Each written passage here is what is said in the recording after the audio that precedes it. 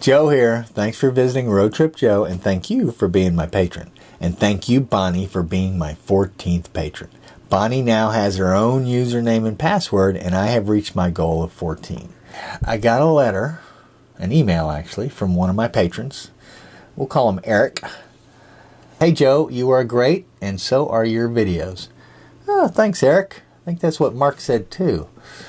Let's see, he says, I Googled gophers and there isn't anything you can tell me that would help me eliminate them, even though you're the squirrel catching king. It's an ongoing battle that I have to live with. No one else cares. Exclamation point, exclamation point. Sorry, Eric, I feel your pain. You do have a gopher problem. Let me see. Then he said, but supplements, that's another subject. Telling me that older people taking calcium pills has no benefit? Question mark. Yeah, I did tell him that. It's like if you wait your whole life to work on bone health, taking calcium at the end of your life is not going to do you any good. I'm sorry. That is a bold statement, he says. And one I think that would be disputed. Yeah, you're obviously disputing it. But bold it is, and I like to stir things up. You know me. Eric goes on, he says, add in CBD, the new wonder drug, and I think the conversation gets very interesting. Look back at Dirk Pearson with Life Extensions.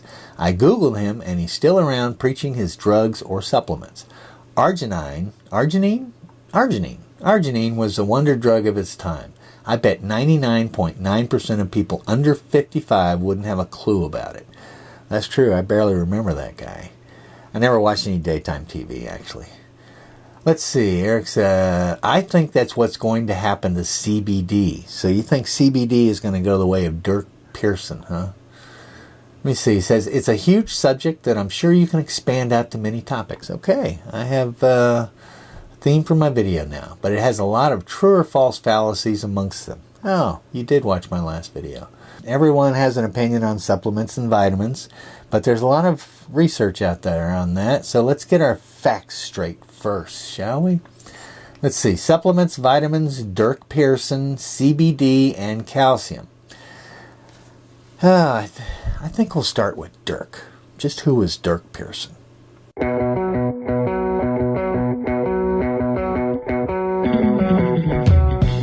Dirk, who was born in 1943 in Illinois, graduated from MIT with a triple major in physics, biology, and psychology.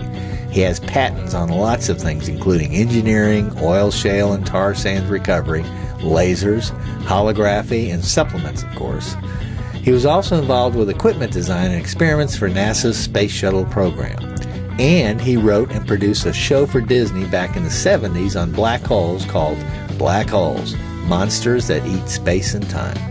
Dirk was also a consultant on the movie Firefox with Clint Eastwood, and he also wrote The Deadpool with a couple of other people, which became a Dirty Harry movie, again with Clint Eastwood. So far, I like this guy. So how did he get involved with supplements and why? Seems he wrote a book with Sandy Shaw, who collaborated on lots of things with him. This book, Life Extension, A Practical Scientific Approach, was a bestseller, it seems, in 1982. I guess Dirk wanted to live longer, and he does call it a scientific approach, which is a good thing.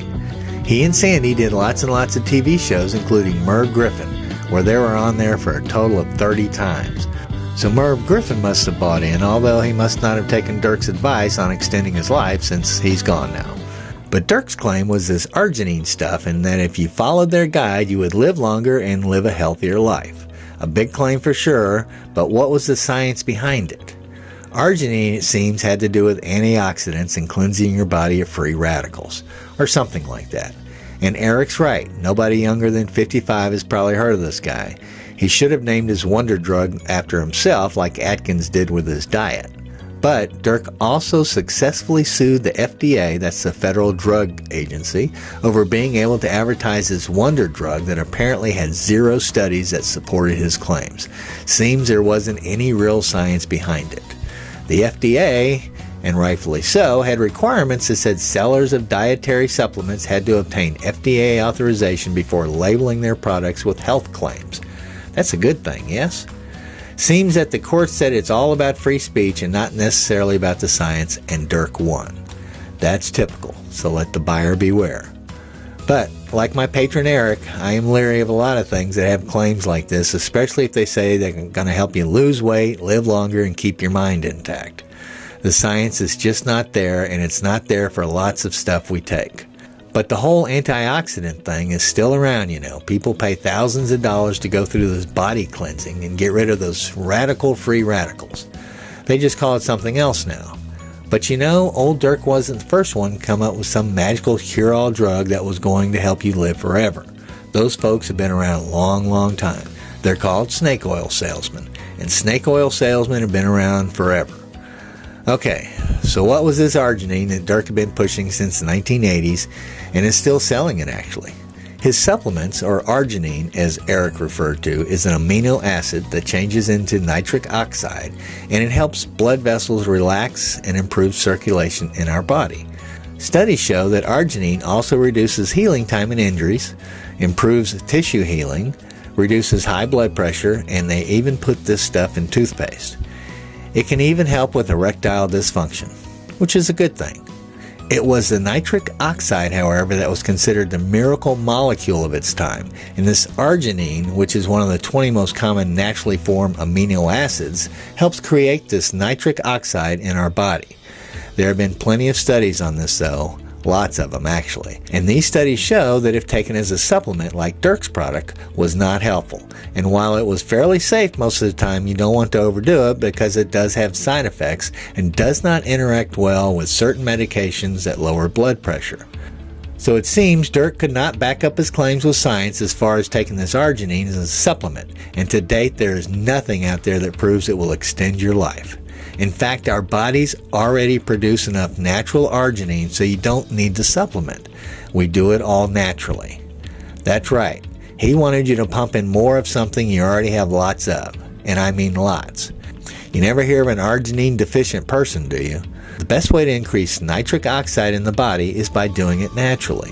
This involves eating foods rich in arginine like spinach, kale, collard greens, eggs, nuts, fish, red meats, and certain dairy products. Yes, sorry Eric, dairy products, not your cup of tea.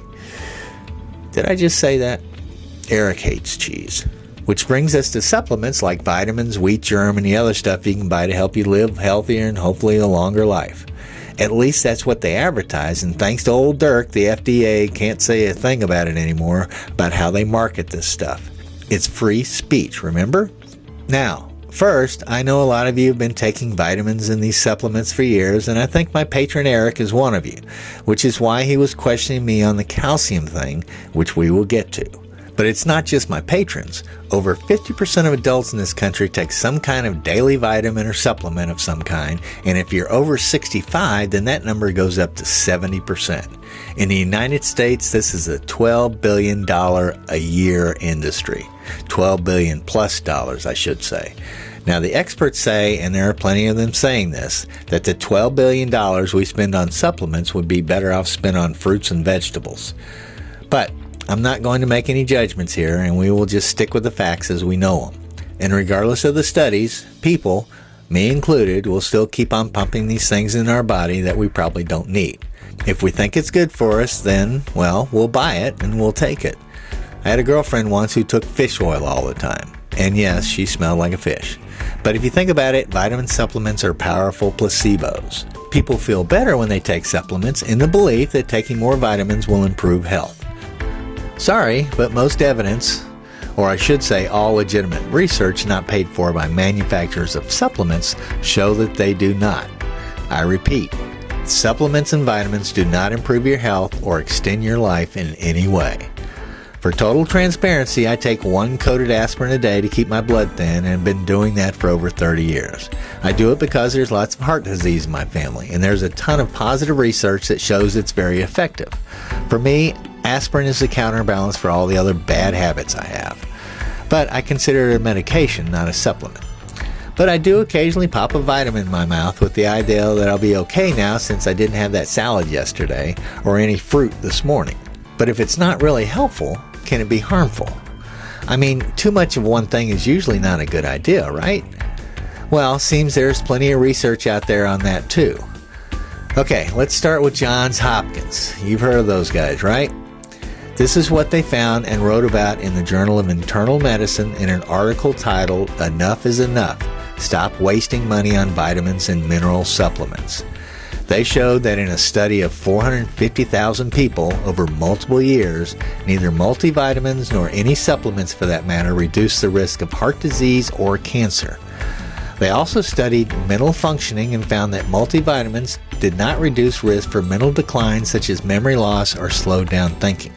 Their verdict was that supplements don't reduce the risk of anything, but they did discover that vitamin E and beta-carotene supplements appears to be harmful, especially in high doses.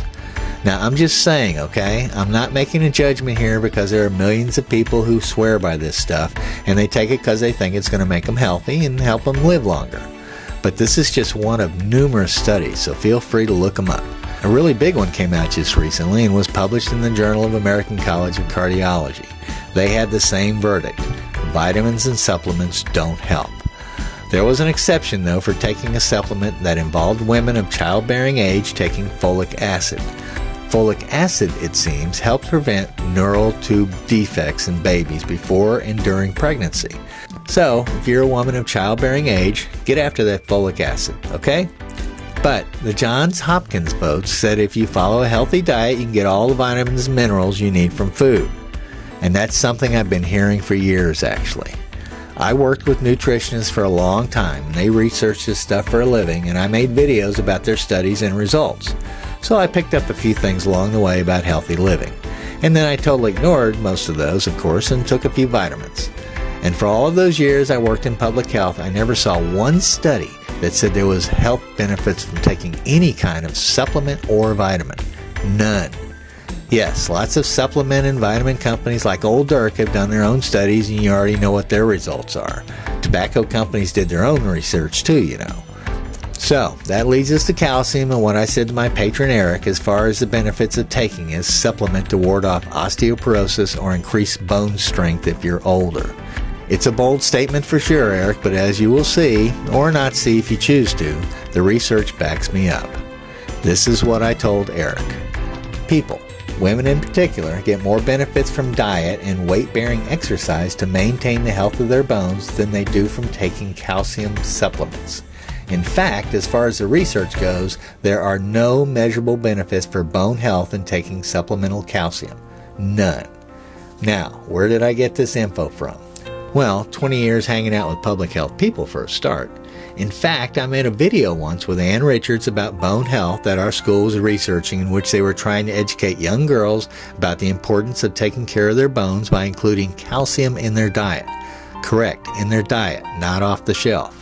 Our researchers knew that taking calcium late in life was ineffective, so the behavioral scientists were doing an intervention with these teenage girls to see how effective they could be in changing their behavior as far as their diet and exercise was concerned. This video was hoping to demonstrate to these middle school age girls that including a low-fat dairy product in their daily diet along with weight-bearing exercise could help in maintaining bone strength throughout their lifetime. For healthy bones, it's a lifelong process, not a quick fix when you're older and you realize you have osteoporosis. To date, there is absolutely no study, none, that shows taking calcium supplements in your 60s, 70s, or beyond has any benefit. Sorry, but as far as osteoporosis is concerned, it's not about the supplements. Never has been. Now, do doctors still prescribe calcium to their older patients? Yes, they do. But what else are they going to tell them? Oh, sorry ma'am, your clothes will never fit right again, but if you don't fall, then you should be good for another few years. No, they prescribe the calcium and then bill the hell out of Medicare. Doctors used to advertise for cigarette companies too, remember? Now, I'm sure some of you are doubters and will continue to take your supplements, and that's probably a good thing, because think of all those folks who'd be put out of work if we quit buying their stuff, including old Dirk, who's still kicking around at age 75. So, maybe it's all about the economy. Okay, let's move on to CBD. My patron Eric thinks this is a new Dirk Pearson kind of wonder drug that's going to flame out in a few years, right? That's a pretty bold statement there, my patron friend. So let's check out what Eric is predicting. For those of you who don't know, CBD, or cannabidiol, is that right? Let's stick with CBD. Anyways, it's an oil extracted from the hemp plant or the marijuana plant, which are similar but different. For me, it's all kind of new and I've only recently heard about it, so this is a really good time for me to learn a few things. First, CBD oil from marijuana is different from hemp seed oil since it's extracted not from the seed, but from the flowers, leaves, and stalk. And while there isn't as much research out there on this stuff like there is on supplements, there have been some studies done. And surprisingly, most of the research, not all, but most shows that CBD products are actually helpful at reducing many ailments. Sorry, Eric, that's probably not what you want to hear. Old Dirk got no positive feedback from the researchers, but CBD does. So this one might be sticking around for a while. Okay, so what are they claiming and why is Eric saying this is going to go down in flames in a few years? Alright, here's their list so far of what CBD might be able to do. And I say might be able to do because it's still pretty new and it's taken a while for institutions like NIH and CDC to throw some serious money at it, which is really what it takes to get to the facts. And to make it legal, since the DEA, or Drug Enforcement Agency, still classifies CBD extract as a Schedule I substance. Now, Schedule I substance are drugs with no current accepted medical use, and they have a high potential for abuse. So, even if you live in a state where marijuana is legal, the DEA says it's not. And when people hear about hemp, they think about marijuana. And while they are the same plant, they are from different strains. One gets you high, the other does not. It's possible my patron Eric feels the hype is way out in front of the science, and he might be right. I mean, the industry has doubled in the last 2 years, and everyone is jumping on board, which is usually a red flag. But the science is catching up. Okay, these are the claims. CBD has the potential to give you relief from chronic pain. Well, that's a good start. In fact, this hemp oil has been approved in Canada for multiple sclerosis and cancer pain. That never happened with arginine. Okay, they say this CBD oil calms childhood epilepsy. You know what? This has actually been in the news lately. It seems CBD has an anti-seizure property that's been shown to successfully treat drug-resistant children who have neurological disorders like epilepsy, and that has no side effects apparently. And that's a good thing too. Alright, what else? Well, it says it reduces anxiety and depression. We are talking about PTSD, social anxiety disorder, obsessive compulsive disorder, and CBD can even reduce the stress and discomfort surrounding public speaking. Wow, I could have used that and probably could still use it since I'm not that great in front of the camera. But I think they need a few more studies on this one because I couldn't find out much on that claim. Okay, here are a few more to consider with this so-called wonder drug. They say CBD fights multi-drug resistant bacteria, reduces inflammation, reduces oxidative stress, there's those free radicals again, helps with schizophrenia, promotes a healthy weight, improves heart health, and improves skin condition.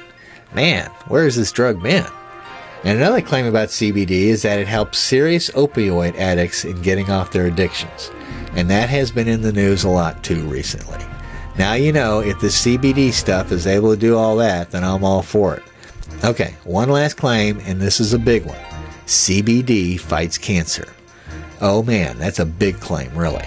And it definitely needs a lot more research, but according to the American Cancer Society, and this is in some of their recent studies, CBD oil can slow down the growth and spread of some kinds of cancers.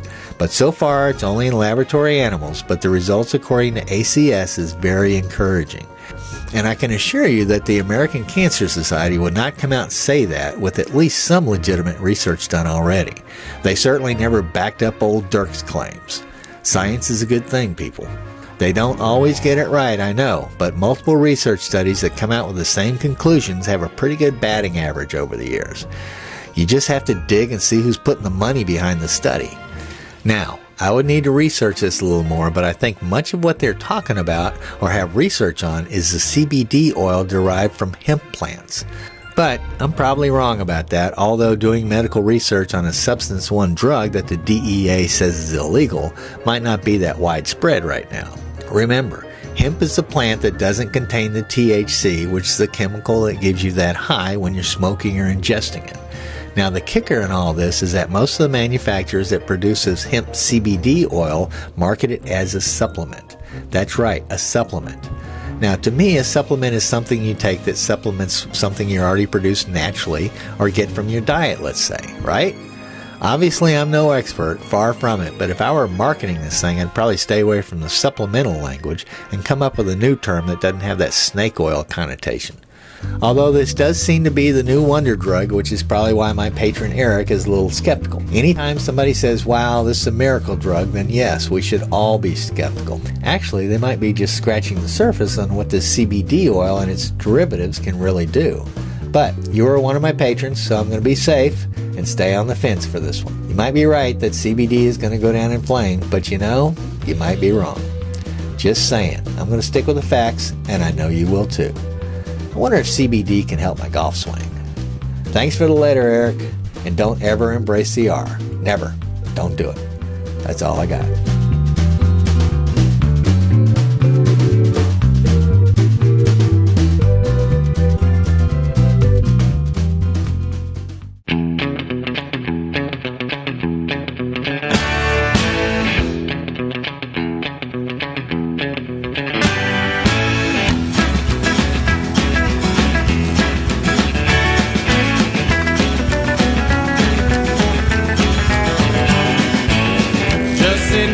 About you, well, I'm tired of waiting, sick and tired of the things you do and all the things you say.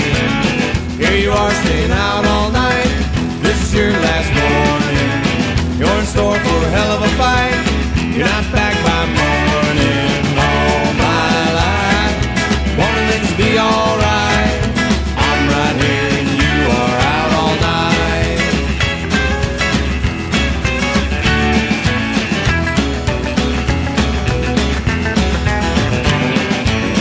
Sick of staring at the telephone, it's just not ringing. Sick of staying home all alone, my tears keep stinging. Joe here, playing probably maybe my last round of golf with Eric here. You believe that? I got some property in Florida.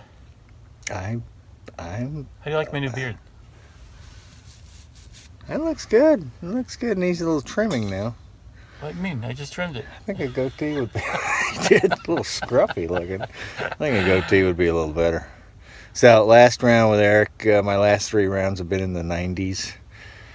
I lost yesterday to Pete Foster and Mike Keeling by a stroke, who had never been within 20 shots of me. So we're playing for my house against his trailer. Well, that'd be good. And he's giving me 8 strokes. 8 shots. How many strokes you give me today? You get 1 aside. Oh, okay. You get 1 shot aside. And I'll let you pick them out. I'll let you pick whatever hole you want them on, except for 9 and 18. Except for 9 and 18. Mm-hmm. Okay. All right. You want me to pick them now, or you want me to think about it? Think about it. We'll get back to you. We'll let you know how this round goes. Happy 4th of July, everybody. Happy 4th of July. Happy 4th of July. Where are you, Pete, when we need you? I know. Thanks for coming out and play.